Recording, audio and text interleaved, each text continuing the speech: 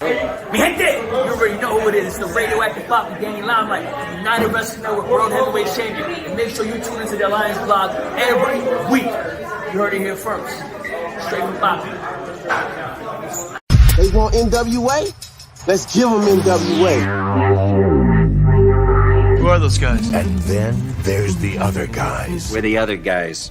We're the guys nobody ever bets on. The following program is intended for mature audiences. Ladies and gentlemen, welcome to the show.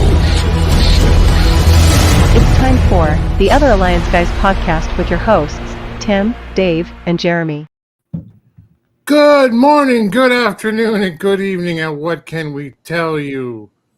It's the Other Alliance Guys, a presentation of Alliance-Wrestling.com, your number one source for news and information on the National Wrestling Alliance, the United Wrestling Network, and, well, Major League Wrestling, and various independents around the world. Yep. I'm on holiday, so I am. This is why I am doing the holiday Timmy Blaylock look right now instead of it's a Memphis thing. You gotta watch Memphis. Lamb knows what's going on. These things are so incredibly painful to the eyes, like what they do to the spectrum. I have to take that off.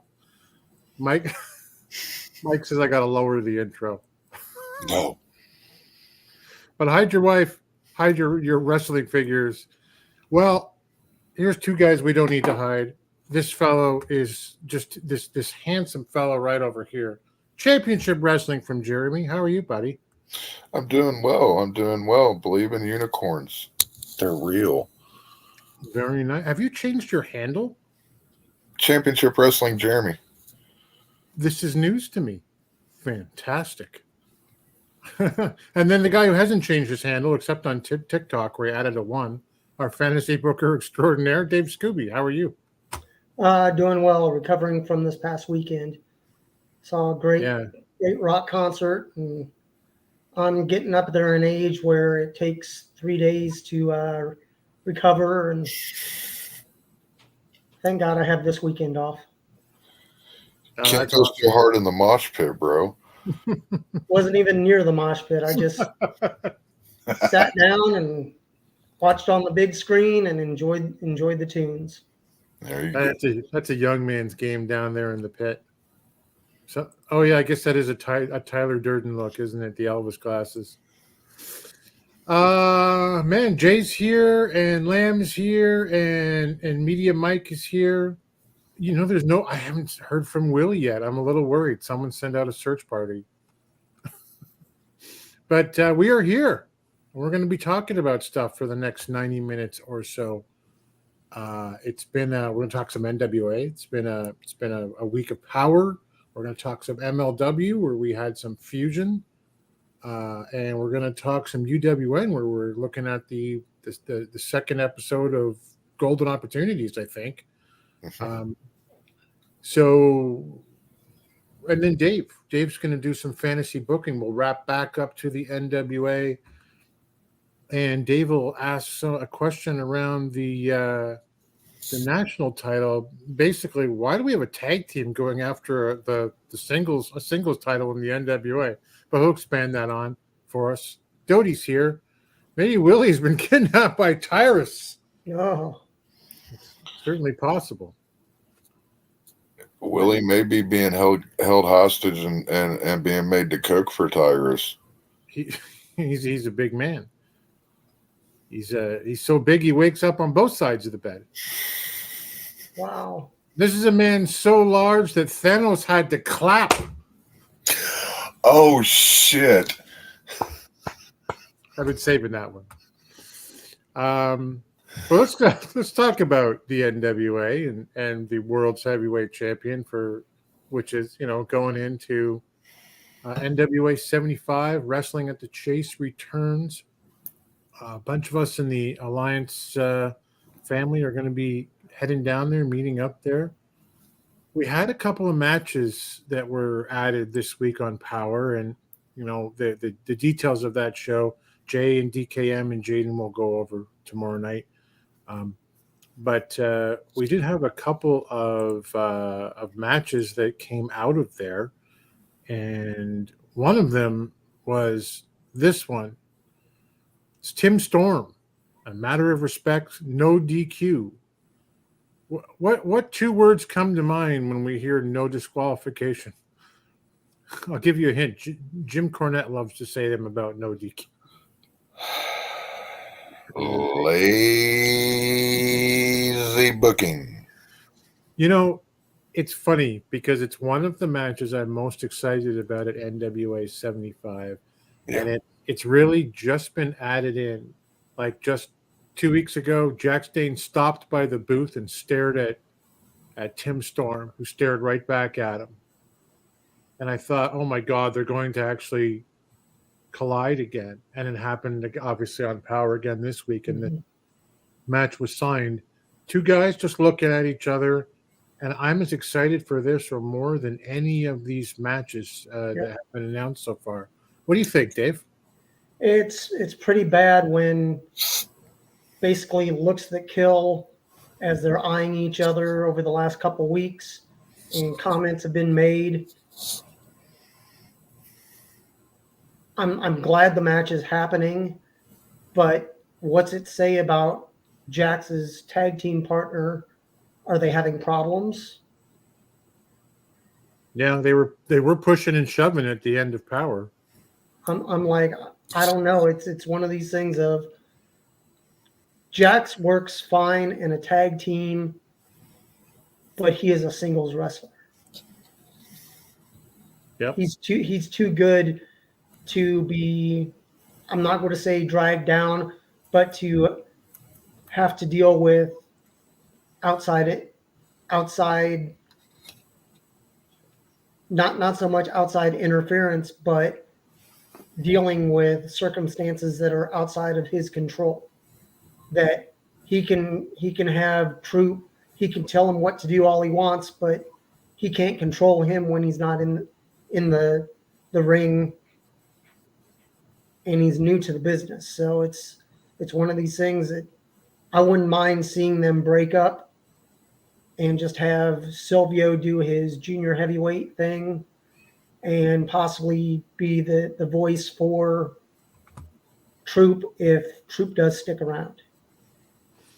I don't like if they had. I agree. Like if they had, gotten together and dominated the tag division, maybe won the U.S. straps right off the bat or challenged for the world, or like just crushed everyone in their path, Jeremy. I think it would have been a different story. But yeah. I mean, Dane and Storm going at it, it does seem like it was thrown together last minute. And I don't know. Are you ready? What do you think of that match? And are you ready, like maybe Dave is, to see the Savages call it a day? I'm for sure ready for the Savages to call it a day. It was a fun experiment. It was interesting. It gave Bulletproof Troop a little bit of time in a tag team with a veteran to learn some pacing and stuff. But he stated this on this is the NWA podcast, that he's been doing this with Chris Silvio for a couple, like 3-4 years now, where they've been slowly building this brand up, and his catchphrases and the way he comes out and all this. And they've been teasing that there's tension between the two a little bit here and there since they've gotten together, really.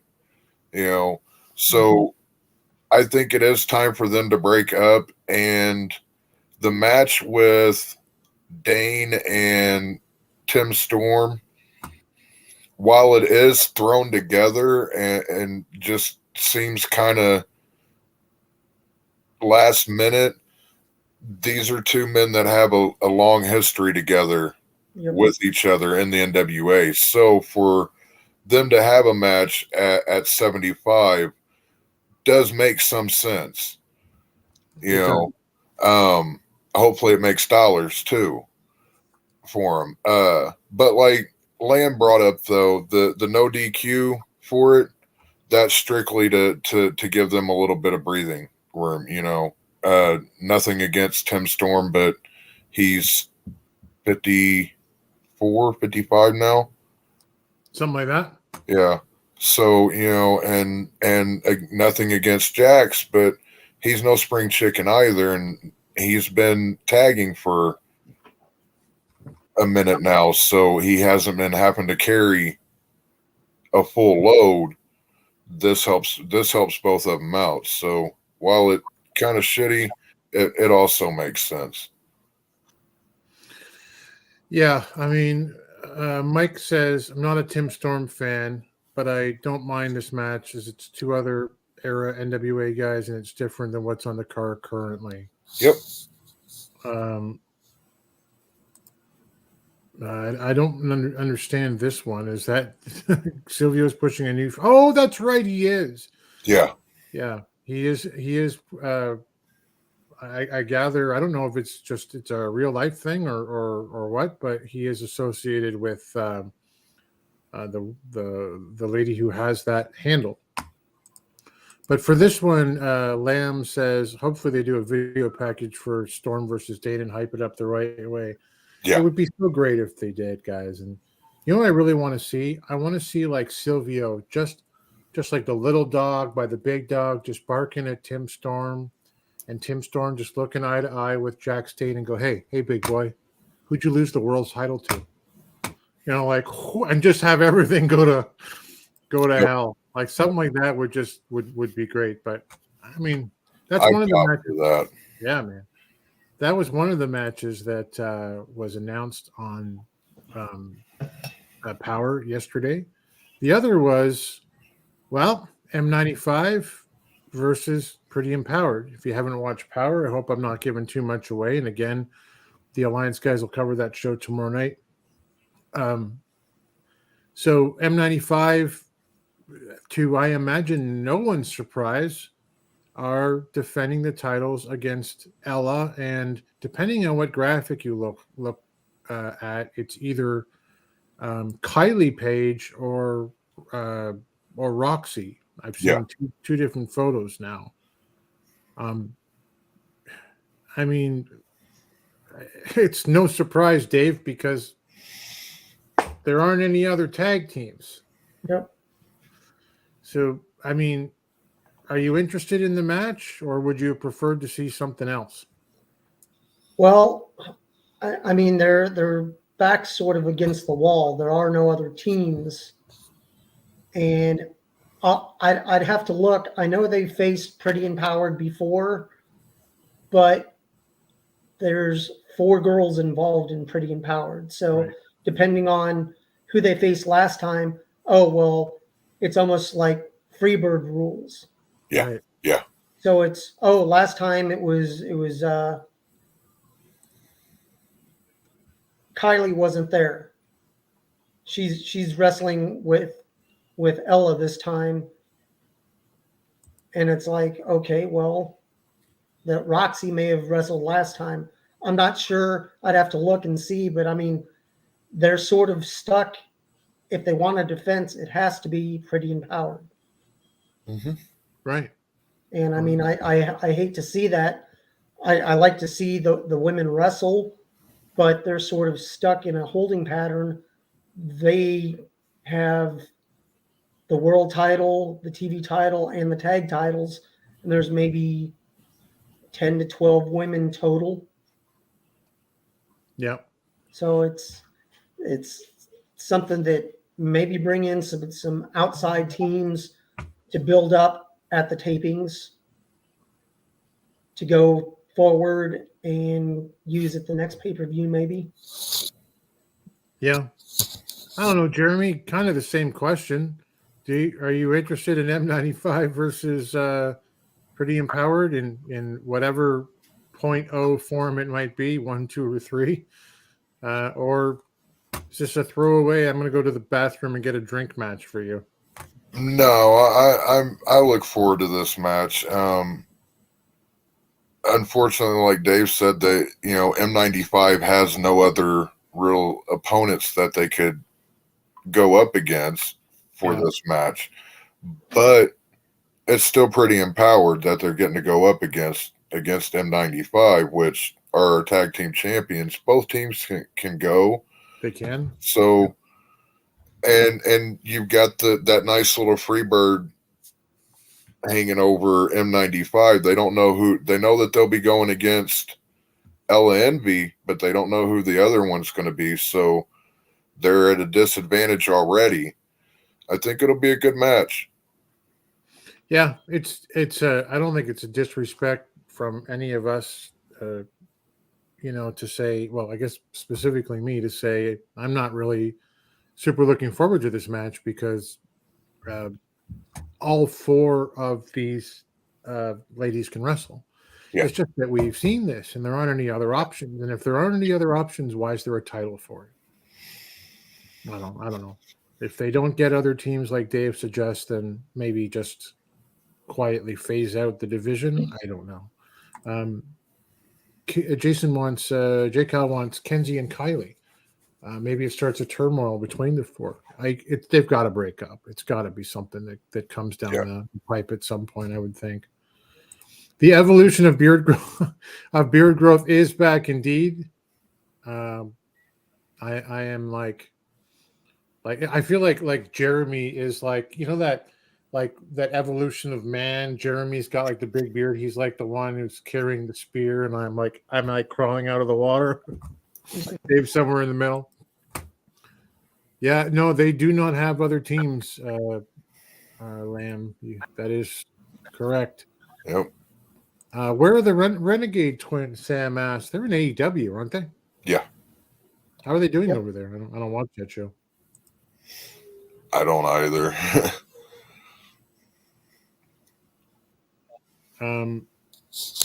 Yeah, the other alliance guys. Now the new bearded trio. No, we could never replace our friends, the bearded trio. No, those guys are the originals. Yep. Media Mike says, I like the Savages as a collective. However, NWA story-wise has done nothing with them, except a couple of matches of whom they had no feuds, no breakoffs, no Silvio going after Stevens either. What the fuck? Right. Yeah.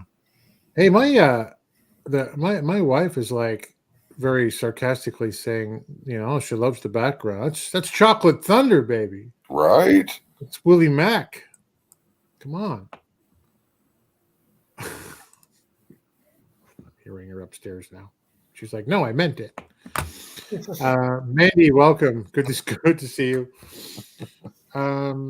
What else do we got? Okay, let's maybe kind of break down to one of the questions I wanted to pose to you guys and to the chat.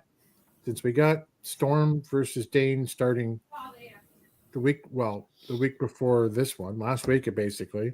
M95 versus Pretty Empowered. No other options, and we're just, that just came to pass on Power. This feels like NWA 75 feels to me like it should be a big show, and if the anniversary show is your big event, Dave, then 75 feels like, it's the diamond anniversary in the list and order of things, right? And is it leading up? Like when you're watching Power, because there's no NWA USA right now, right. Does it feel like you're heading towards a card of that magnitude? Not really. It seems like we're working our way to the next pay-per-view. Well, the next pay-per-view is 75. It's the 75th anniversary of the NWA. This is, quote unquote, the WrestleMania for NWA. Right. And I'm not feeling the hype. No. They're pushing it, and Kyle can hype as much as he wants. It doesn't. There's a difference between pushing something and feeling something. Right. That it's emotion. It's like hearing a song and then hearing a song that connects with you. This isn't connecting. I'm hoping they have something in their back pocket to pull out and surprise us all. But it doesn't seem to be the important thing. It's, oh, we have this coming up, but we also have Smashing Pumpkins out on tour. We've been down under. We've done this. We've done this. Yeah. The whole year should be building towards your anniversary show. Right. And somebody said in the chat, the Discord chat, maybe it was Dodie, and I apologize if I got it wrong, just thinking it at the top of my head, that maybe having Crockett Cup so close to, like, as the pay-per-view before this, Jeremy, is like, there's so much work that has to go into that event that they kind of ended up going, oh, well, now we got 75 to deal with. I don't know. Does it feel like it's even as big as Crockett Cup? Like, I could be wrong. You tell me.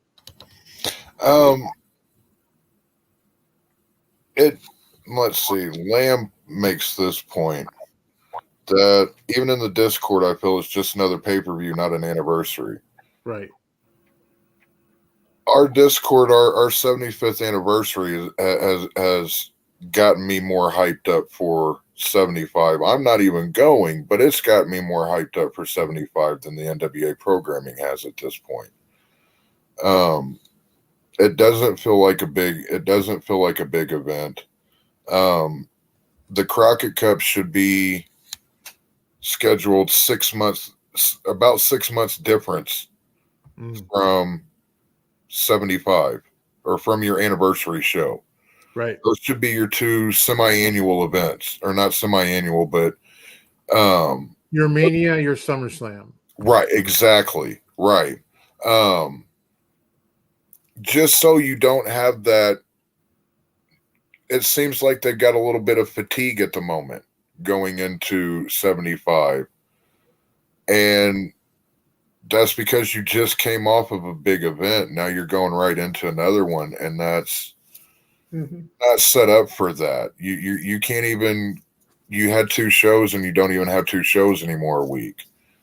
So to expect 2 big events back to back from your talent, that was a big mistake, I feel. Yeah, I obviously agree, or I wouldn't have brought it up, but like, I don't know. It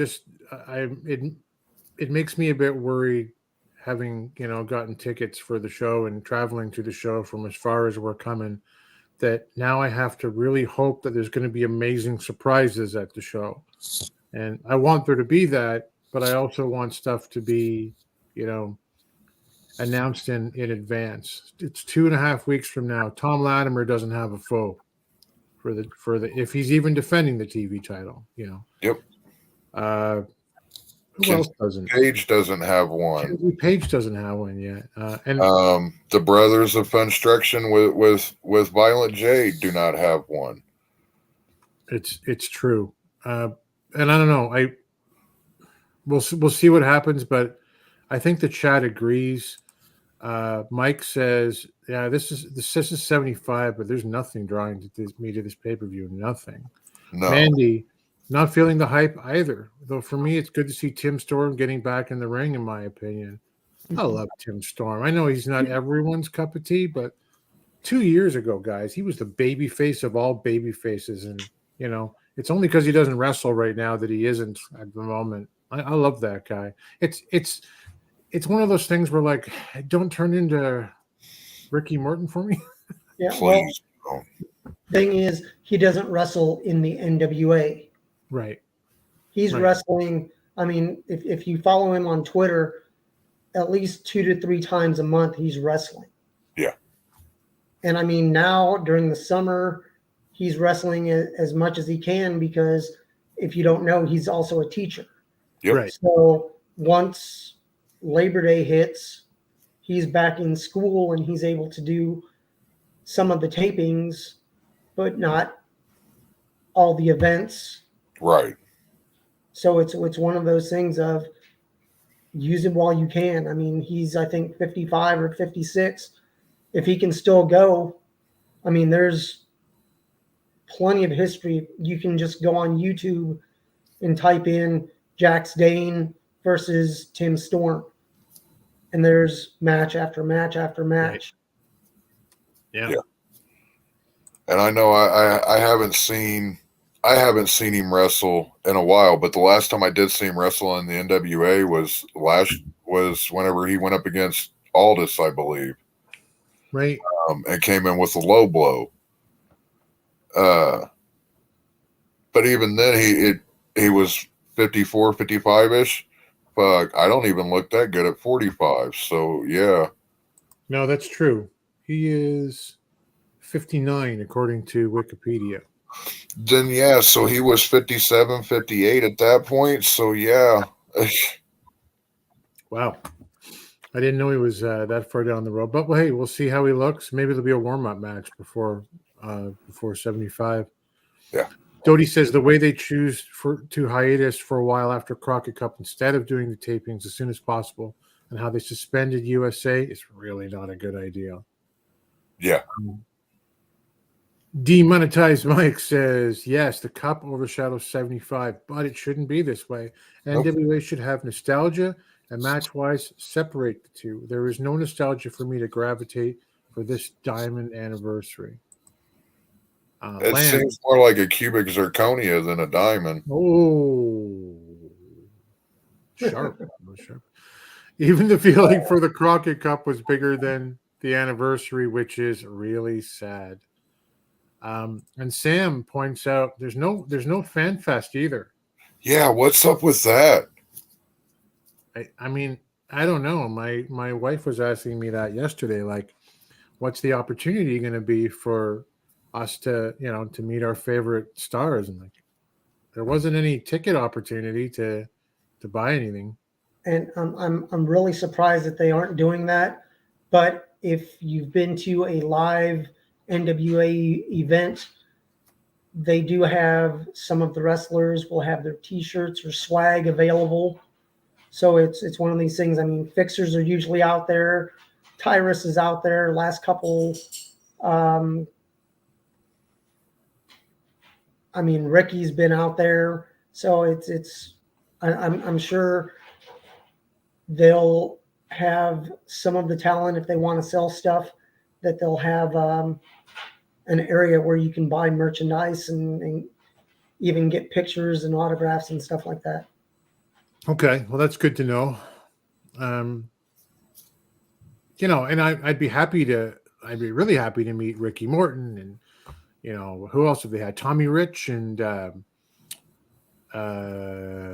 Baby Doll, and the people they've had in the past. I'd love to be able to meet those people, but it would be nice if there were all kinds of NWA names that you could draw from, right? Yeah, we'll see, I guess. But Jake House says, get hyped because of the Alliance Wrestling Summit. Yeah, a bunch of us are going to go down there. We're all meeting up. You'll see us in the front row and in the second row, I think, on night 2. So that's going to be awesome. We need a photo of every Alliance member holding a ham sandwich. Oh, that's a good idea. I can have mine submitted after this broadcast. There you go. We can tag Aldis in it. I'll tag Tyrus in mine. Oh, why bring Aldis into this? He's not in the company anymore. This post was deleted. That's what it'll say. One that makes curious. One that makes curious. They don't even hype this as wrestling as the chase returns, like for the previous anniversary show. That's true. The venue itself is legendary enough to hype the show, and they don't hype it. Yeah. Is Billy starting to lose? Is the new toy starting to lose its shine with Billy? I don't know. He have too much on his plate right now with planning the world tour to be trying to handle an anniversary event at the same time. I mean, would you guys rather see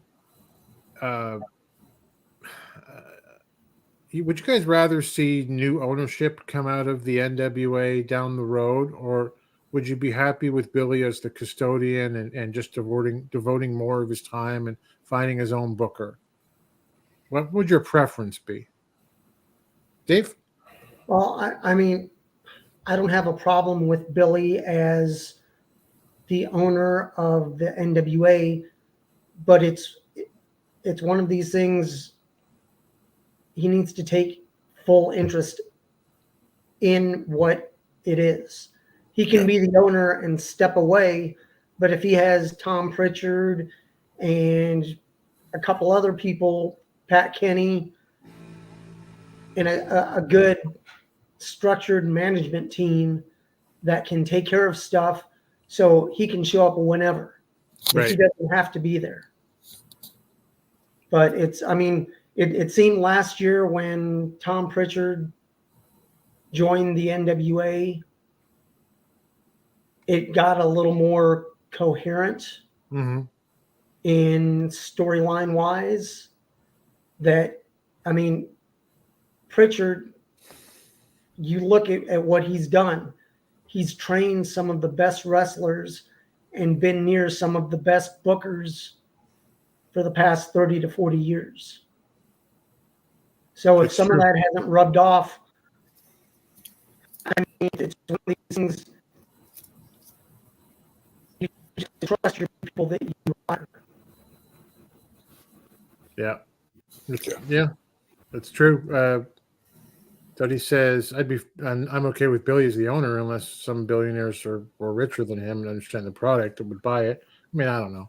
I asked that question sheepishly, Jeremy, because I worry about the devil you don't know, as they say, if the shine has worn off the toy and he's like, maybe I'll just go do my music or whatever, who's he going to sell it to? And then what are we going to get? Right. I don't have a problem with Billy owning it. At the end of the day, Billy, I believe Billy in the fact that he is a wrestling fan, because the guy is, but like Lamb said, he needs a good filter booker. He needs someone that's all that they're doing is booking this. He's giving them some ideas, and then they're figuring out the way to make it work in the wrestling world. Right. While Billy knows a lot about wrestling, I just don't think he grasps how it should work. And there's no one there to tell him no. So, I mean, and Gary Horn pointed out once, I think to me, not too long ago, like if you were a millionaire who owned a wrestling company or a billionaire, you'd book it yourself too. He's probably right. But honestly, I think I said last week, I get the point and I agree with it. You'd want to have fun with it. And I'm sure that he is, but I think I'd hire a pro, man. I want it to be profitable and grow and make money and all that stuff. And that's the thing. He constantly talks about he's got this 20-year plan and everything. And so at the end of that 20 years, you're at a mainstream level is what I'm figuring his end game is. At a level that is recognizable on the street. Once again, the NWA holds the prestige that it did that it had before he bought it, right, back in the day. So, but nothing has went that way yet. We're already a quarter of the way through that 20-year plan.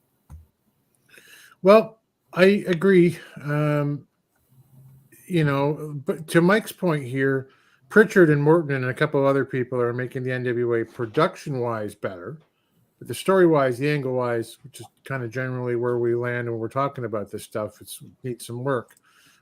Mandy says, he just needs a good booker. It largely seems to be the opinion of almost everyone. His strongest brain trust was Lagana and Joseph Hudson. Hasn't been the same since. Obviously, one is no longer in the company and the other one is passed. And Aldous was another one that kind of helped rein things in a little bit. But I think that started to sour with Billy not getting his way. Yeah. I mean, we'll just continue to hope it grows but hey, it's important to have these conversations and for sure. But so Mike was saying, but as far as no fan fest, Charlotte had their gathering a few weeks ago or so. Every NWA legend there can be called to appear. Billy just has to pay the money. Boogie, Janity, Slaughter, others can go. Doty says, man, Doty is one of the smartest motherfuckers in the Alliance family. I'm telling you. Today we have the Alliance, the other Alliance podcast complaining about lazy booking. What do we have before Billy by the NWA? Nothing. Almost nothing. Just Jay and DKM doing their best to promote the NWA. And that says a lot of how Billy brings good to the NWA. I see what you're saying. Yeah. So I'm just going to go through. In total, we have the Alliance blog has roughly 1, 2.5, 3, on average about 4 to 5 hours a week. Oh yeah, content just dedicated to the NWA. So yeah, he is doing something right. Yep. And as much as I have grown in my short time watching MLW, the reason we're covering Fusion to begin with, that we're expanding to get the content is because there isn't enough coming out of the NWA right now. Yep. So there you go. Mike says Billy had this trouble since ECW, where he wanted to partner with Paul Lee, pitch creative ideas with a Carino angle. Paul Lee had other ideas. They clashed. And then he left ECW and didn't partner. Lamb says the sad thing is that he has some good brains on his roster, yet somehow he doesn't tell them to be his filter. The 20-year plan. Okay. What is the NWA in 20 years? What fans will give a shit about the NWA? I mean, the prestige is a hell of a lot better than it was in 2015 to 2016, which is to Doty's point. But I'm not blowing any smoke up your skirt, boss. But I think, like Doty kind of alluded to, I think it was things like you and DK and Jaden talking about the NWA at a time when nobody was talking about the NWA. And when I think about that and the platform that we're on, I don't feel so bad about offering some constructive complaints or criticism, because Jay's been doing this since the beginning of time. On the 8th day, Jason Cayley created the Alliance. So, Aldous kept a very tight rein on NWA creative, or reign rather, I guess. And Rick Dos Santos here. Good evening, everyone. Good evening, Rick. Let's go through the actual matches, guys. You want to see, is there anything new out of this particular stuff? Not really. NWA 75, I'll go through them quick. So obviously we have Homicide versus Joe Alonzo, which has never been billed. So I'm assuming it's going to be a dark match or an opener. Matt Cardona's open challenge. So we don't know the opponent for Matt yet. It basically has the same deal happening in MLW. Well, he's got Mance Warner now. I guess that's been filled, right? I just have Allison K up here, but we know Sienna's in this, and CJ is in this, which is fun. Heather Monroe being back for the Burke Invitational Gauntlet is fun. MJ Jenkins and Ruthie J and Samantha Starr and Sierra and Taylor Rising have all appeared in the NWA before, and Woad as well. And of course, others to be announced in the Gauntlet. There is also, I may not have uploaded Daisy Kill and Talos versus the Fixers. I thought I did, but I'll get to that. We have Kerry Morton versus Colby Carino, which has just so everyone can see, When Jeremy and I go like this, this could be the match of the night. Yeah. We know that Violent J is scheduled to appear with the Brothers of Funstruction. Dave's going to talk about this Thrillbilly. Yeah. Versus Kratos. It's almost versus Kratos versus Odinson. It's almost Thrillbilly versus Kratos and Odinson. At least it could be. Well, we'll get Dave to talk about that. Then we have La Rebellion versus BFT. And the winner of that match for night 2 taking on Murnox, your Crockett Cup winners. That'll be a good match. Camille going up against Natalia Markova. And then obviously Camille will face the winner of the Burke Invitational Gauntlet on night 2, once again doing double duty. Yeah. And obviously the heavyweight championship match of Tyrus versus EC3. Tyrus is putting up his career. If he loses, he will retire. It's a bull rope match with his longtime friend / rival EC3, who's I really like the way, guys, that he is reacting on social media to some of this stuff. Like they do that cool package where Tyrus has said, "I will retire, Dave, if this happens," and they cut to EC3 saying like, "I didn't want your head on a platter, but you're offering it to me. I'm going to take it."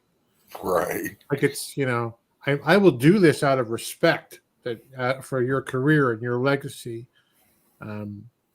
But it's not something that was required for you to do. Like the way he reacts to things is kind of different. Yeah. Do you think EC3 takes Tyrus for the world title, Dave?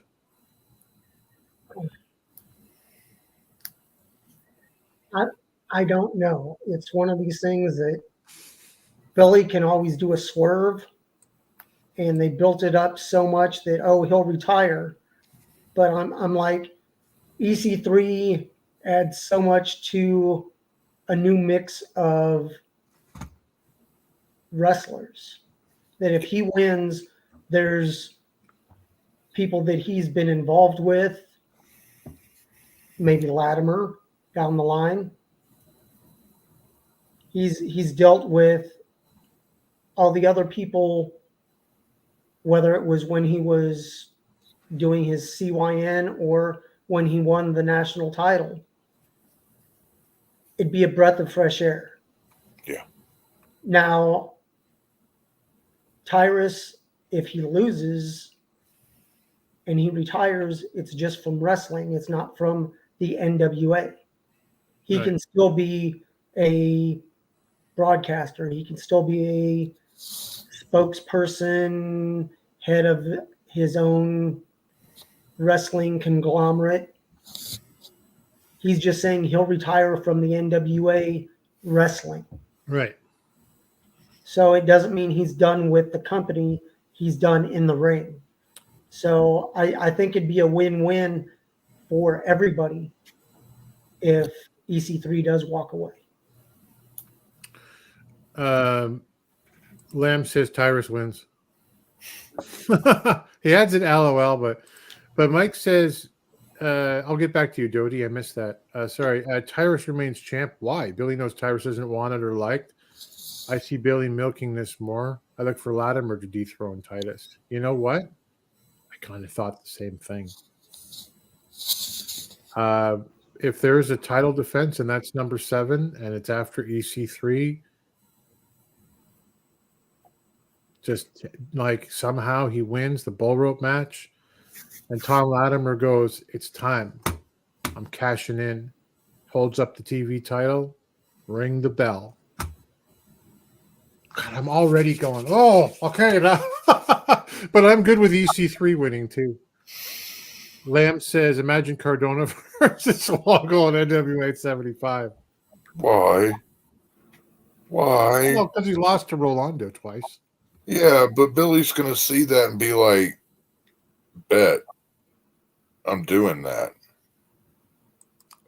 He may. At this point, Dodie says, NWA is a show with decent wrestling, with nonsense storylines. It almost no builds up.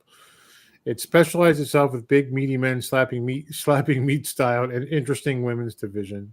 It's hard to argue that is the epicenter of what the NWA does. Mike says, however, this is ultimately up to Tyrus and how he wishes to lose creatively. Doty says Tyrus becoming busier with his own schedule no longer fits, and Billy already secured EC3. This is the most perfect time to drop the title from Tyrus. And Sam says, I definitely see EC3 beating Tyrus. Whatever happens after happens. I don't like EC3. Seems like a guy who really plays ball. I wonder if a 15-minute title reign is something that could happen. Mike is going to scream, "Holy hell!" if Rolando answers the open challenge for a card. Get ready for it, Mike, because it's probably going to happen. There was one more match, which I don't have a graphic for yet. I just haven't seen one. That is Zion, Dave, versus Jordan Clearwater after a promo that kind of came out of Power, which is pretty decent in style and execution, I thought, with EC3 and Clearwater and kind of going, no, do that again, show us who you are.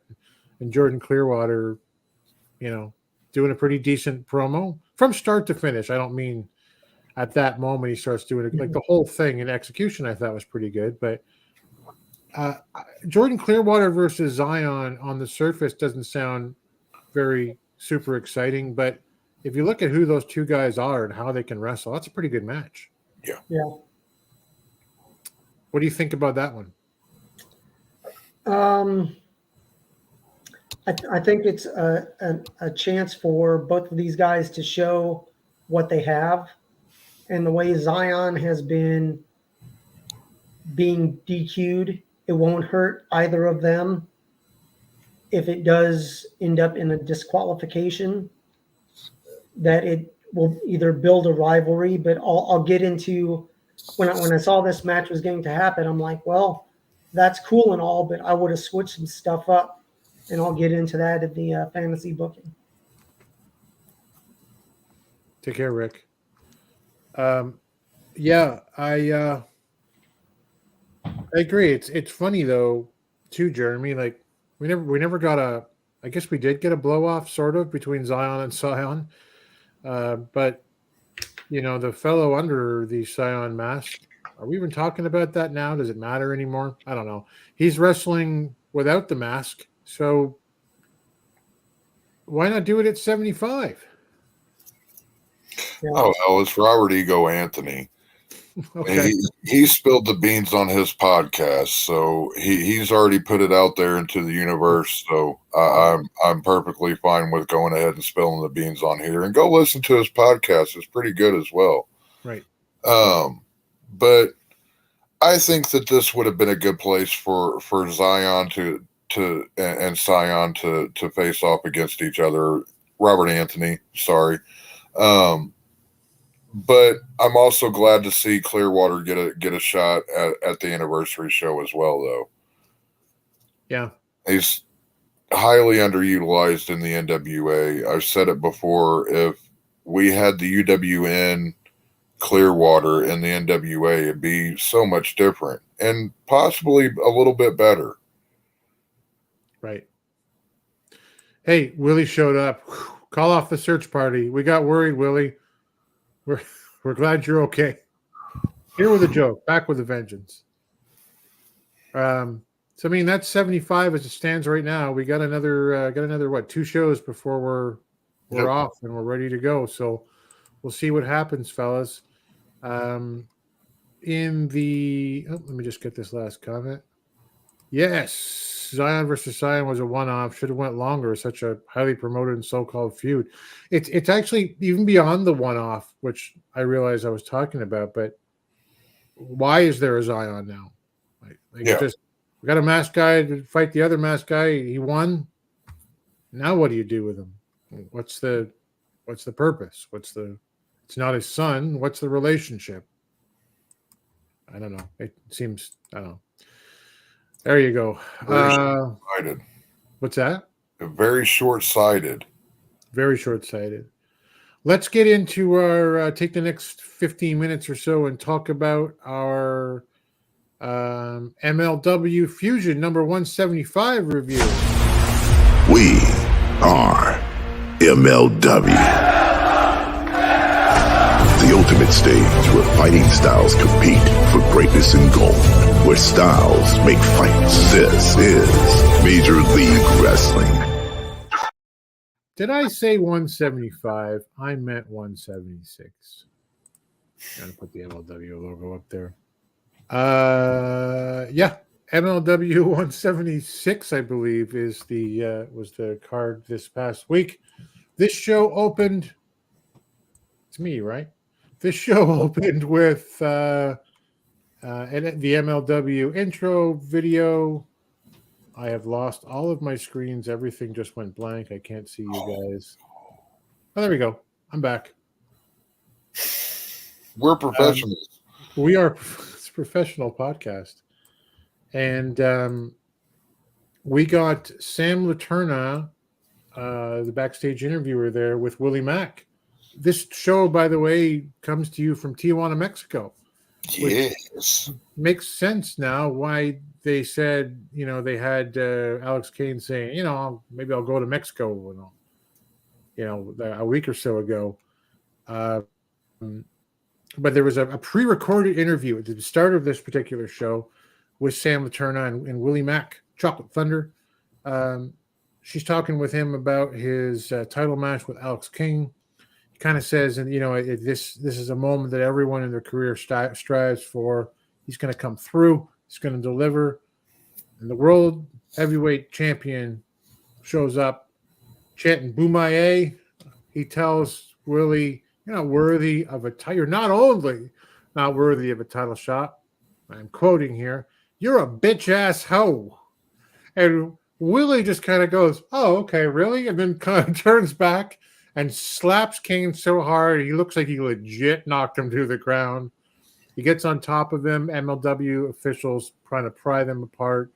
And Kane is laid out as we go into the intro of that show. Different announcers, by the way. You do have Joe Dombrowski, but it's Christian Cole who is the announcer for this one, or so I'm told. Yeah. But it made me think, Jeremy, that it's an interesting place to you start off the show by having your world champion knocked down, and then you go right into the match with the world champion. Over to you. And we go into Alex Kane versus Delirious.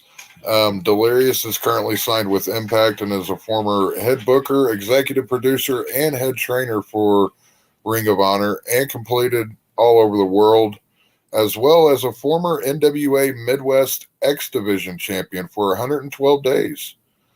The commentary point out that Delirious is part of the Calling and has a very unorthodox ring style. As the match started, Delirious seemed to have Kane off his game with his unpredictability, and the crowd clearly liked Delirious over Kane. Delirious delivered a series of leg drops to Kane before Kane rolled out. At every turn, Delirious seemed to have Kane's number. He nailed Kane with a panic attack knee in the corner, which set up the Shells Over Hell. But Kane kicked out at 2 on that. Delirious then locked in a Cobra Snatch. A member of the Boomaye International jumped up on the ring apron for a distraction, causing Delirious to break the hold. Kane went to hit Delirious, but he ducked, and Alex took out his teammate instead.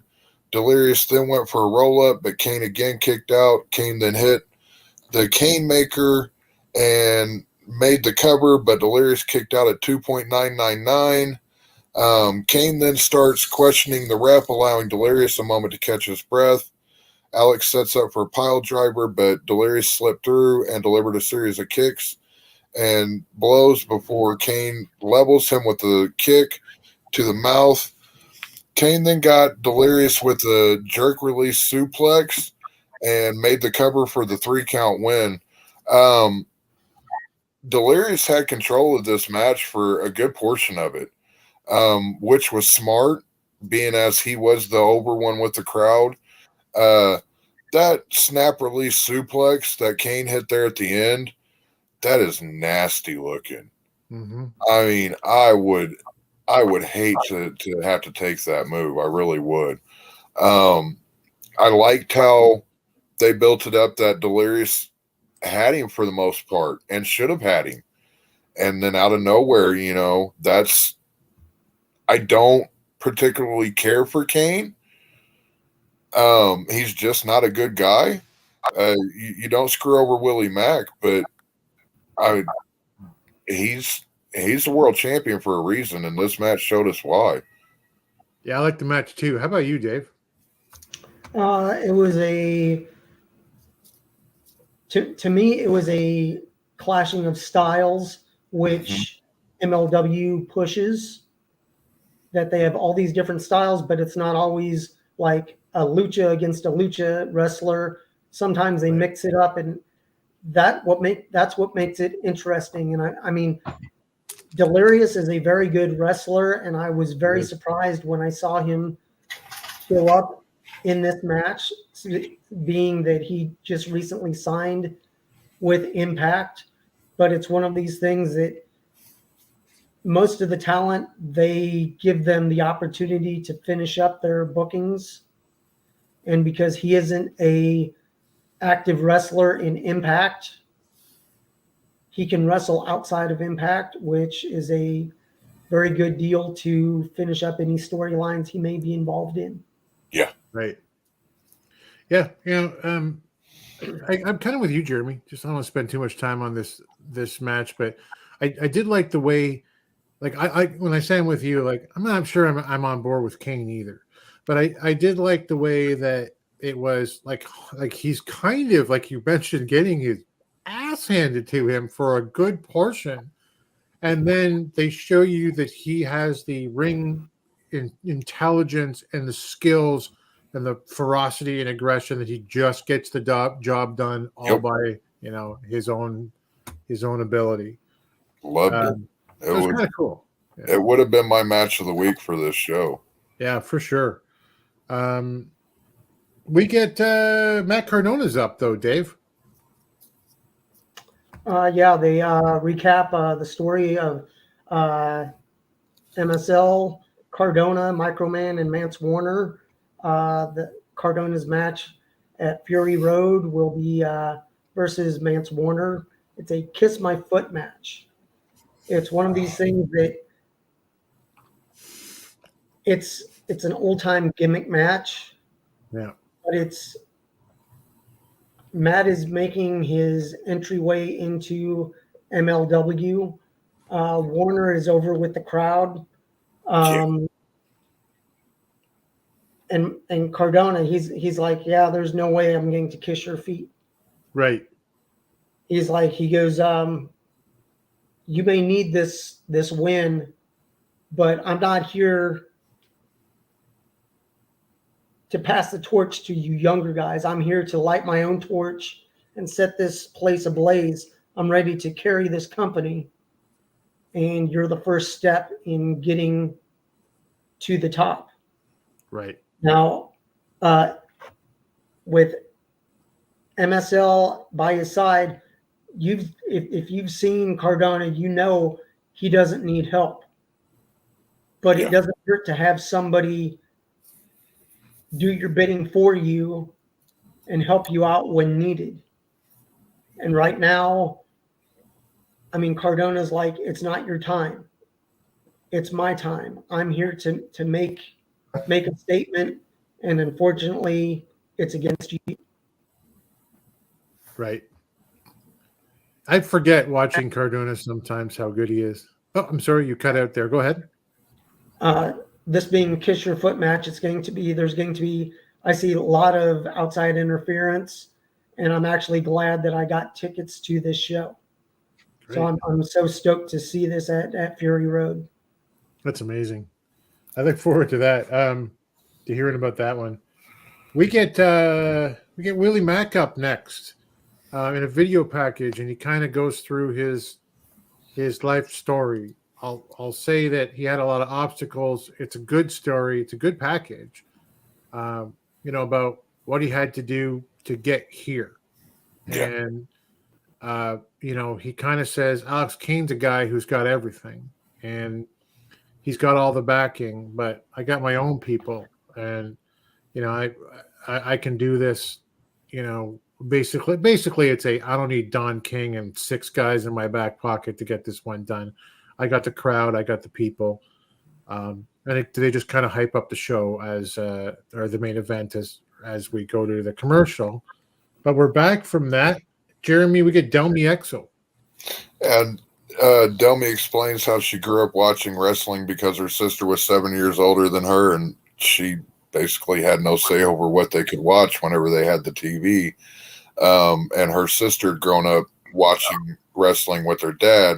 But ever since then, wrestling has been on her TV. She grew up admiring Eddie Guerrero and being able to relate to him due to their shared heritage, and that she decided to become a pro wrestler the day her sister started wrestling school. She talked about how she got the opportunity to go to Japan to train for 3 months. And at the same time, her dad found out that he had stage 4 lung cancer, and how her father told her to take the opportunity to train in Japan. She feels that she has shown those that took chances on her and helped her along the way that they made the right choice, and she has made them proud. This was a good little vignette. It got a point across. Again, it told her story, got you invested in her as a fan, and I liked it. It was good. It was, but who isn't a fan of Delmy Exo, Dave? Because they're up next. Oh, God. Your rock star, pop star, Becca. She's backstage yelling at a MLW employee over the fact that she's supposed to have a match against Delmy Exo tonight. But unfortunately, Delmy is in Germany defending her WXW championship that she won last month. Yep. And it's good storytelling, but like I had said before, MLW is short on female wrestlers. Yeah. But the wrestlers they do have, when they tell a story, they tell a very decent story. Yeah. Right. Yep. So it's one of these. It's a rock star thing.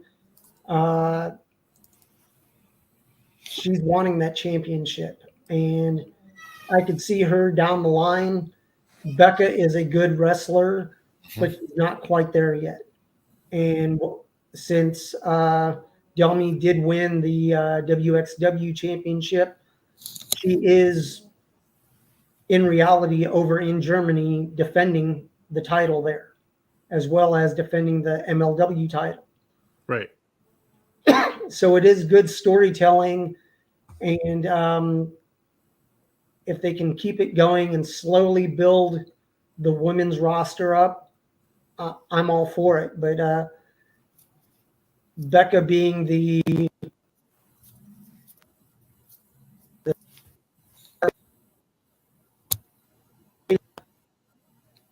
way or really all.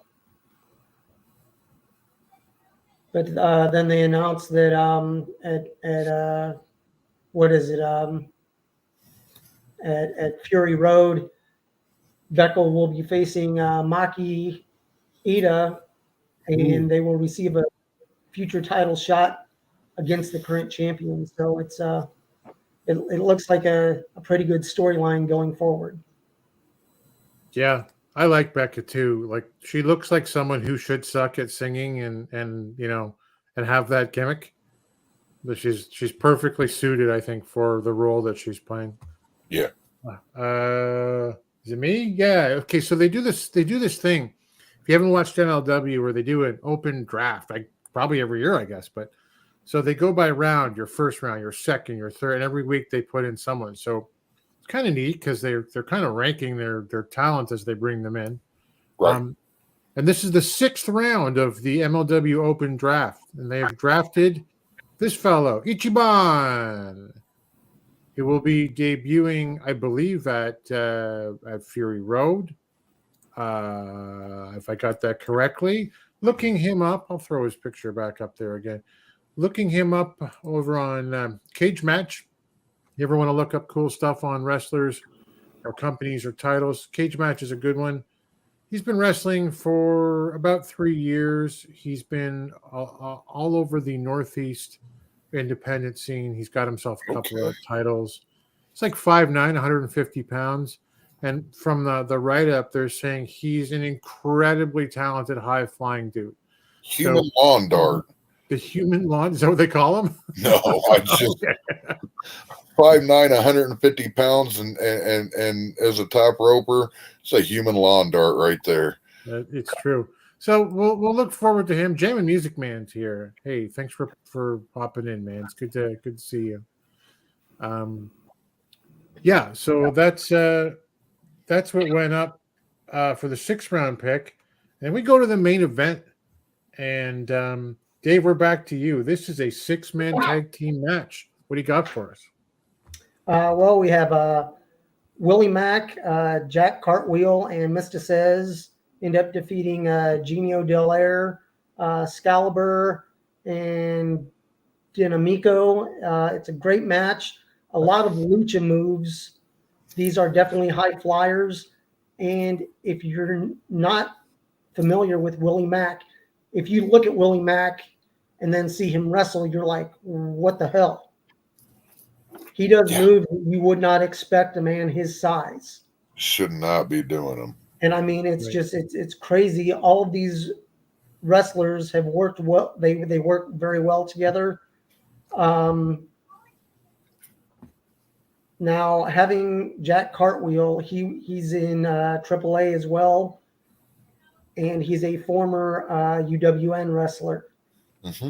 He is very talented in the way he wrestles, but having Cartwheel get this win, it moves him up the ranks. But having Willie Mack on the team and not get the win, it doesn't diminish Willie Mack any. It's showing that, hey, we're a team. It's not about the most popular or the most over wrestler always getting the win. It's a tag team. Let's push some of these other people. No. Tag matches like this. It's to up the ante and get more people over. Get more people seen, and now down the line, Jack Cartwheel will have a little more razzle dazzle and be able to be taken serious as, hey, I got the win for our last match. Give me a chance at this guy one-on-one. So overall, it was a very good match. It was a mix of styles, sort of. Whereas it was just a good wrestling match. Whether you like lucha style or not, all these wrestlers work very well together. They sure did. I like Jack Cartwheel. My first experience with him was at World is Vampire in Mexico, watching that on TV. And I'm like, who is this guy? What a terrible name. And then he was like, oh, he's really good, actually. He's really good, yeah. Yeah. Very talented. Well, that's the main event and takes us out of the show. But lo and behold, what happens at the end of this show, Jeremy? At the end of the show, we cut to outside of a building, and Juicy Finau and Lance and Hawaii are walking out of a door, and 3 members of the calling attack. One throws Juicy back inside and pulls the door to and locks it, while the other 2 get Lance against a fence. The calling then proceed to attack Lance before the screen cut to black. Again, I don't think it's a good idea for the calling to be going after the Samoan SWAT team, or the Samoan werewolf, Jacob Fatu. this is their bed, and they're shitting all in it, I feel, and that's just not smart. I don't think that they should be poking these bears. Yeah, we've this is what our third review of this, something like that. So it's like my third time watching MLW, and I thought, across the board, 3.5 stars or so. Like it's been pretty good in the whole bit. And then I realized that when I was watching this episode, guys, what's missing for me as I review this, and it's that we haven't seen Hammerstone, and we really, other than that one segment, we haven't seen the Samoan Werewolf. And that's kind of like, well, there was an event, titles were lost. There's a few weeks off or whatever. And here comes Hulk Hogan and The Undertaker back onto the show, right? Yep. In terms of like being over and style and also just sheer devastation. And I believe that, I know Hammerstone was like, he's coming back for the next show. That was announced, and I'm sure it won't be long before we see Jacob Fatu either. I am really interested to because we still got a good number of people watching right now. If the MLW segment is something that everybody enjoys, because that was a show this week. We were started doing this because there's no NWA USA. I'm kind of liking this product, so yeah, I hope that other people will as well. So let us know in the comments or on social media, whatever it might be. Awesome. Good show. Let's go over to switch our gaze, so to speak, to the United Wrestling Network in the segment we'd like to call Championship Wrestling from Jeremy. I need all of you to stop what you're doing and listen. The following is a presentation of the United Wrestling Network. It's time for Championship Wrestling from Jeremy. Oh boy, oh boy, oh boy. It's the golden opportunity, buddy. Tell us all about it. So we're starting off first with Memphis Wrestling and a couple of highlights for Memphis before we get to the match.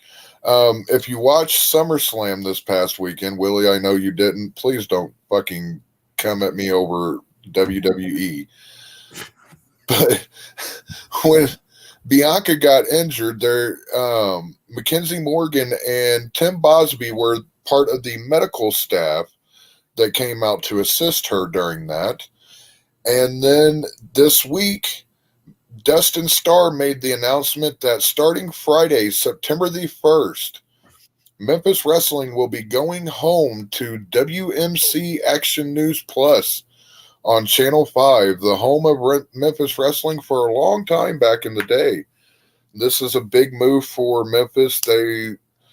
If you're familiar with the UHF, VHF channels, VHF is your 1 through 10, 12-ish, and then you had your 10 through 30 or 50 or whatever, and they were currently on Channel 30, I believe. So they were a little bit further down there in the local TV rankings. Channel 5 is higher up there in the local rankings, so they're going to get a lot more eyes on them coming up. Yeah, that's exciting. Yeah, super excited for them. That's huge for them. We get my match of the week this week was Righteous Ryan Rembrandt versus all the way Ray Collins, as the crowd has taken to calling him. This was a good match, a good balance of back and forth between the two. It was only about 5 minutes long. The match came about because Ray Collins came to the aid of the Pope in his match against Ryan 2 weeks ago. The crowd was fully behind Ray Collins. Like I said, they were chanting all the way Ray, and kept that energy going throughout the match. Of course, Brian Rembrandt had Brother Bruce and Reverend Ash Taylor with him, and they got involved a couple of times. In the end, though, Ray was able to catch Ryan with the sliced bread as Ryan was trying to retrieve the collection plate from the Reverend, and Brother Bruce had the ref distracted. We then go to our match for Championship Wrestling presented by Car Shield. And I picked the first match of the week this week, which was the United Wrestling Network Tag Team Championship match. Turn your earphones down. We had Beef Candy versus the Mighty Zaddies, Shane Haste and Che Cabrera. I just want to start out by saying that I found it crazy that Beef Candy was only giving up 48.75 pounds or 22.113 kilograms for our international audience to the Mighty Zaddies. Nothing against Beef Candy, but they give up a lot in height. So Flex McCallion must be one dense ass motherfucker, and I don't mean stupid. Although based on his actions during this match, I have to question some of his intelligence. The match started off with Shane and Flex in the ring, but Flex called out Che Cabrera and wanted a piece of the bigger of the two, and Shane obliged that. Che got in and started off with some chesticle popping, and Flex, unimpressed, looked at the crowd and was just kind of, I can do that too, and did a little chesticle popping of his own. We then got some really good back and forth action between them before Che tagged in Shane and Flex tagged in Richie. Slade quickly gained the upper hand and tagged Flex back in and tossed Shane into the ropes. And Flex picked up Richie for a bicycle kick, but it was a little delayed there. So he only got one kick in, but was still able to drop him. And then they did a double splash on him. The commentary picked up on the lag in communication between Beef Candy. And after the pin attempt, Flex tagged Richie back in and then knocked Che off the ring apron. Shane caught Slade with a European uppercut and then went for Flex, who ducked and pulled the top rope down, causing Shane to go to the floor. Richie dove out onto Shane, then went back to the well again, this time to do it to Che, but Che caught him. Coming back from the break, the Mighty Zaddies had complete control of Richie Slade. They kept him isolated for a good bit before Slade found an opening. He got Shane down and made the hottest of tags to Flex, who came in like a man possessed. Flex leveled Shane and then Che, and as he was attempting to get in the ring, and then Shane again, and then back bodied Che. The crowd was flaming hot during this, but it was short lived. Both men make their tags, and Richie nails Che with a sling Slade. Slade then gets the candy drop, but Shane broke up the pin. TMZ went for a super duper plex, but Flex broke it up. He hit Che with a Death Valley driver, and then Shane with a Beef Tista bomb, allowing Richie to land the sugar splash. Flex grabbed one of the tag titles and used it to take out Che on the outside. He then ducked at ringside, waiting to catch Shane, but mistimed it and caught his partner Richie by mistake. This allowed Shane to pin Richie for the win. A little later, the camera caught up with Flex and Richie backstage. Flex explained that he was trying something new. He's sick and tired of always getting the short end of the stick and wanted to take the shortcut route. Everybody else had been doing it. They needed to give it a shot. Richie tells him that it worked out just great, just perfect, man. Worked out perfect. And this kind of has me questioning, is Beef Candy coming to an end? Is this the end of the road for my second favorite tag team in the UWN and all of wrestling? Gotta hope not, because I love saying, turn them down. Beef Candy! It's so much fun, guys. But next week, Derby City returns with more content, and they had over 800 people show up for this last round of tapings. So a big fucking kudos and flowers to Dave Marquez and crew for getting the word out there and seeing and growing the crowd that's showing up for Derby City. And as always, if you're not watching Memphis Championship Wrestling presented by Car Shield in Derby City, may your deodorant stop working before a big meeting. Ooh, that's terrible. That is an excellent recap. I liked the show this week. I also would be sad if there was no more beef candy, but maybe they gotta, I don't know, like you gotta go away sometimes, right? Yeah. No, for sure. Thank you, my friend. Yep. Summer Scam Jeremy. Man, come on. You're not SummerSlam, Summer Scam, I think is what he's saying. Yeah, Summer Scam Jeremy. Come on, man.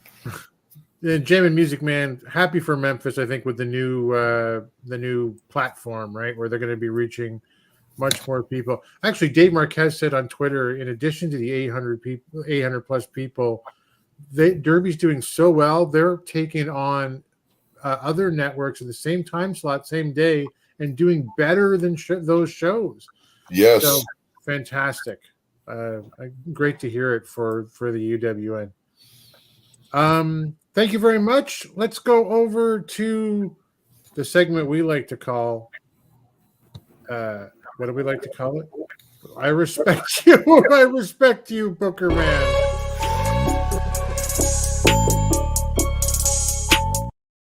I didn't forget it per se. I got lost in the trying to do the logos, the banners, and the video all at the same time. I apologize. So, Dave, you got you offered a question to us this week. As I go back to the end of, there we go. We've got a match for the national title that basically involves a tag team and a singles wrestler for a singles belt. So, what are you thinking? I really don't know what to say. I do realize Kratos was injured while he was over in Japan wrestling. He does wrestle for New Japan, and was unable to make the tapings. Therefore, Odinson and Clearwater did team up. But it's just one of these things. Hey, Jeremy, you got to kill your mic. Okay. But Kratos and Odinson are a very good team. They work well together. I'd rather see them go after the U.S. tag belts and then build up some other teams in a battle for those belts. Having former tag team members, if they are no longer a team, in a three-way for the national title with Thrillbilly, that just means, unless Billy is pulling a swerve and Thrillbilly ends up not winning the title. But I really think Thrillbilly needs the win, and this will help establish the Southern Six as somebody you don't mess with. Right. Now, if they do a swerve, I don't know, have Kratos and Odinson team up to take out Thrillbilly, but then one of them would have to turn on the other. Instead, I would have had Kratos and Odinson involved in another tag team match and have Clearwater versus Zion. They're having a singles match. Cut that out and have them battle Thrillbilly. That helps two guys move up the roster. It's almost telegraphed that this is a belt that is going to Thrillbilly. But the thing is that if you end up doing a DQ finish on the Clearwater and Zion, if they battle, have Zion do a DQ, they stop the match. Then the next night, Clearwater, who's a former TV champion, he goes one-on-one with Thrillbilly for the national title, and Pollo does the deal and cost Clearwater the match, thus giving Thrillbilly the national championship, and hopefully, quote unquote, all is forgiven, and Pollo and Thrillbilly are on the same page. You really think it might come to where they're back together?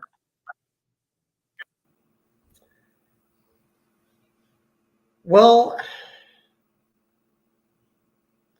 it's either bring them back together for Pollo to then cost him the belt at a later time.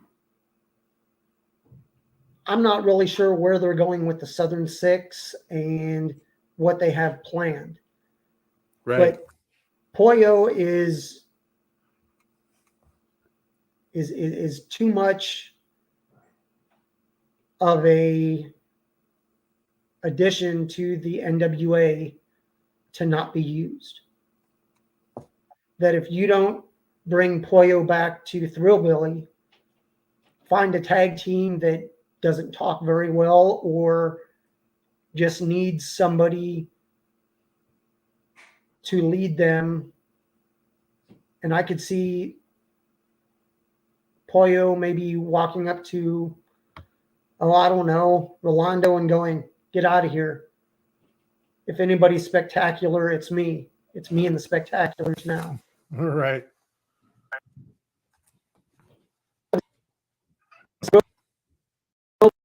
Had a good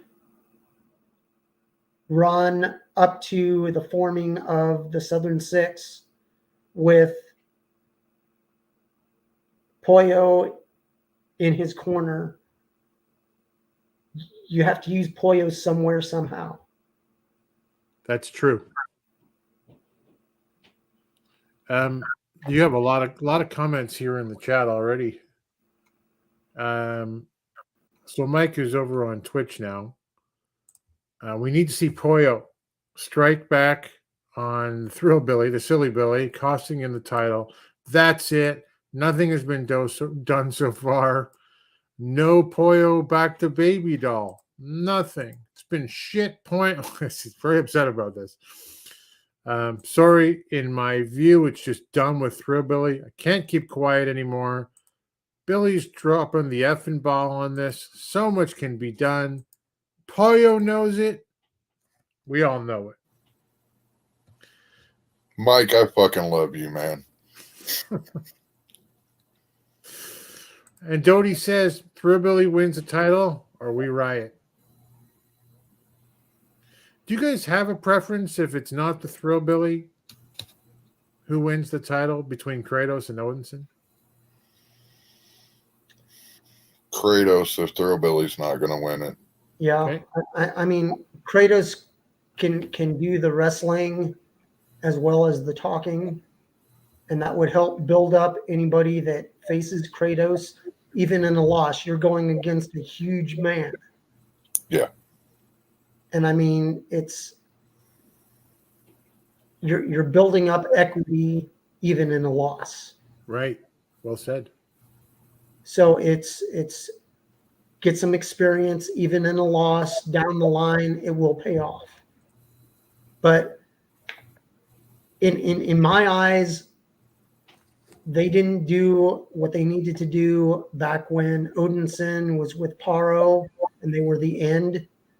Yeah. They tried to push Odinson, and he's a good wrestler, but he's too much of a tag wrestler.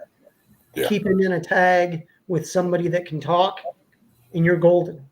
Right. And you don't have to work the full match. You go in, you hit your spots, tag out, and do a two-man finish where they go high-low or do a Road Warrior finishing move. And it's Kratos is one of those guys that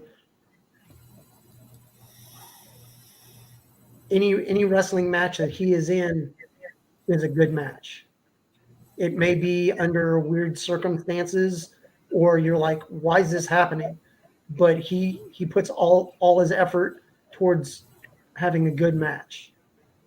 And I mean, the people he works with, he makes them better. I agree. I don't honestly have a preference for who wins this match. Obviously, I love Silas Mason as a entertaining performer and wrestler. He's great on all levels. But I feel like the fact that he couldn't get it done before now, and that the way they kind of, jerked him around in the booking for this, and the way the national title has been treated, it's just, I have a hard time really caring right now. So hopefully, whoever wins it makes it something better than it is currently, and doesn't drop it at a moment's notice because they want something better. I don't know, but there you go. I appreciate that viewpoint, Dave. I almost got a feeling that you might be right. So I guess we'll see how this one goes at 75. Boys, I think we're done. I think we're out of here. Jeremy, tell us where you can find you on the social media. You can find me over on Twitter at HJWOTS and on YouTube at Worm5559 and over on Threads at Championship Wrestling Jeremy. Although nothing really goes on over there. currently. But I'm there. There you go. Hey, by the way, Willie had said, hey, he's not calling you a scam. WWE's nauseating and a scam wrestling company, but Jeremy's cool. I agree. And Mike said, just don't be surprised if a few months or so in any capacity you see EC3 and Latimer face off again. I would not be surprised. I wouldn't either. We'll see how that happens. Dave, how about you on social media? Over on Instagram and Twitter, it's at Dave Scooby. And on TikTok, it's at Dave Scooby, followed by the number 1. Number 1. Excellent. Mike, you're the man, buddy. We love you too.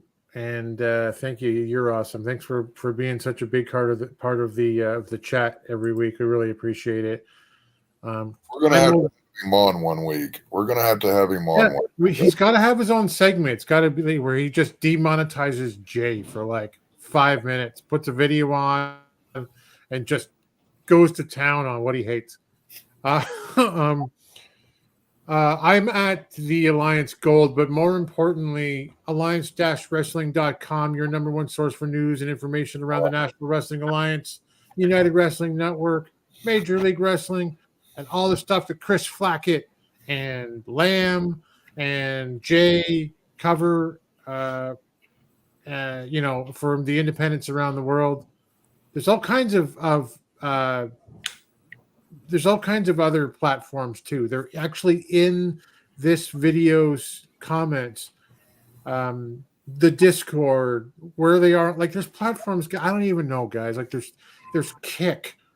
There's like I have never even heard of. Like there's one called like Blue something. I don't know. It's in there, right? So go and take a look at all the places that the Alliance-Wrestling is on the internet. And obviously at the Alliance blog is the overall social media name. It's always at the Alliance blog. So there you go. Tomorrow night, you're going to tune back in here at 8 p.m. Eastern, 5 p.m. Pacific for the Alliance guys. You're going to see there our captain, my captain, J. Cal, with his 2 lieutenants, DKM and Jaden. For the Alliance guys, the original, the A-team, they're going to be talking about power. They're going to be talking for probably an hour longer than we do. Those guys, the guys really like have a packed schedule of all the stuff they go through. They go through power. They go through all of their thoughts and their very unique viewpoints around the National Wrestling Alliance. And every Tuesday, Jay's on his own for the solid hour before power, on the pre-party before power. We thank you guys for being here. as always, for tomorrow night, just so you know, the views expressed by Jay to DKM are their views alone, and not necessarily the viewpoints of Alliance-Wrestling.com. Ignore the man yelling at clouds. Hey, that's right. Hey, Lou, good night. Thank you for being here. Thanks for dropping in. And until next time, we'll see you at the matches. Thanks for joining the stream. This has been a presentation of Alliance-Wrestling.com. We genuinely appreciate your support. Would you consider subscribing so you'll never miss a future episode? I'd also like to remind you we do a live stream every Tuesday at 5 p.m. before NWA Power. You can find us on social media at The Alliance Blog. And until next time, we are The Alliance.